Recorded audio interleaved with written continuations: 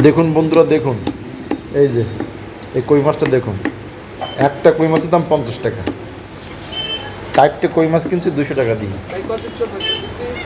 দেখুন মাছটা সাইজ দেখুন একটু, দেখছেন? এই দেখেন মাছটা দেখেন, একটা কই মাছের দাম 50 টাকা।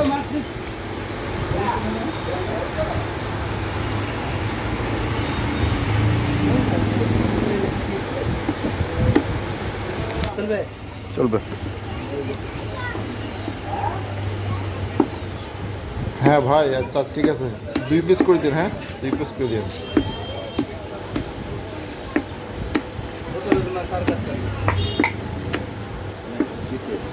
হ্যাঁ প্রত্যেকটা মাছ 2 পিস করে দিন।